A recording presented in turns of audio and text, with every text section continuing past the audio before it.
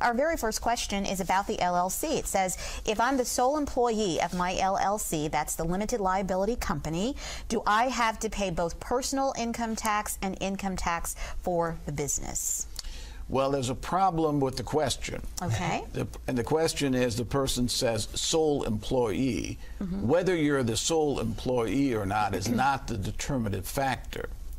What the person should be asking, if I am the sole member, if I'm the sole owner of the LLC, then I have to pay both personal income tax and business tax. If you have a single member LLC, like I mentioned, it can be disregarded for tax reasons, and you just pick up, I shouldn't say just, you pick up the taxable income on your individual income tax return, IRS Form 1040 on Schedule C. But you have to be the member, not the employee. Employee, you're just an employee. We're talking about ownership. About the member or the owner. So let's spend just a little more time on the LLC, because we were talking about that as we went into break. Why wouldn't I want to become an LLC? If I want to limit my liability, if I'm starting this company, it just seems very attractive based on what we've learned here so far that I would want to establish an LLC.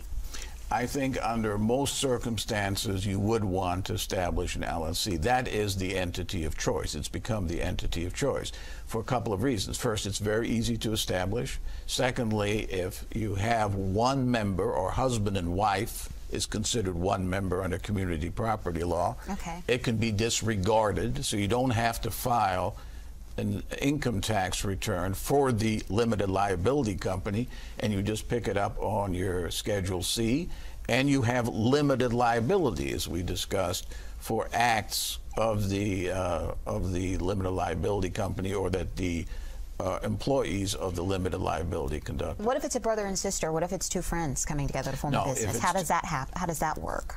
If it's two friends, then you have the normal structure then would be you have to file a partnership return. Okay.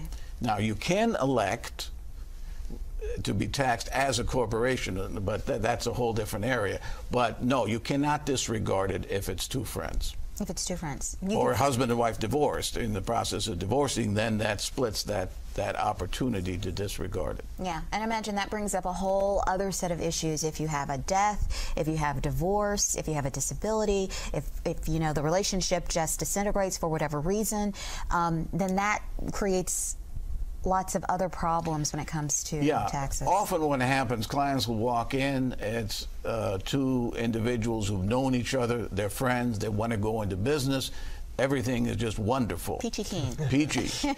Then a couple years later they come in and they have problems. They have a disagreement, they have 50% ownership, they are now at loggerheads as far as making a decision.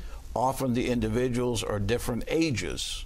So if one dies, is there going to be a buyout of that interest? How is that going to be valued?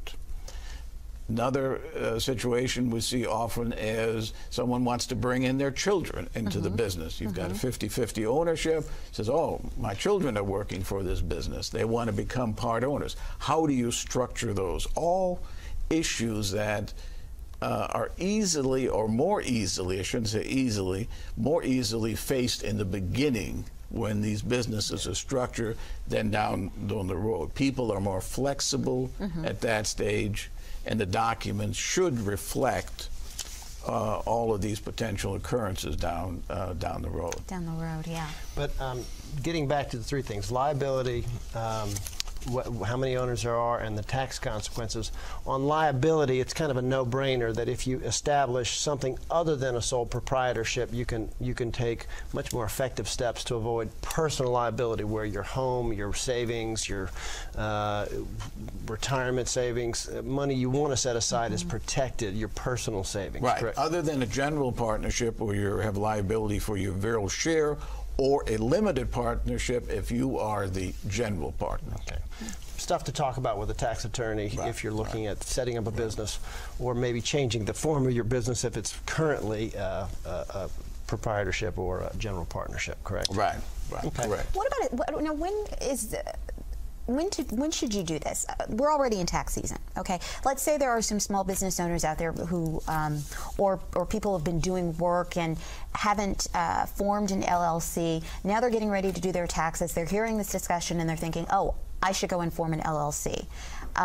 Would now be the time to do that? Could they take advantage of whatever advantages there are in forming that LLC for this tax season, or would that not kick in until next tax season? Well, remember, from a disregarded LLC, the income taxes are reported on Schedule C. So whether you have an LLC or not, from a tax point of view, really doesn't make any difference. So you could form it now. Okay. Now, from a liability point of view, if you're operating as an LLC as opposed to a sole proprietorship, that's probably prospective as opposed to retroactive. Okay, all right.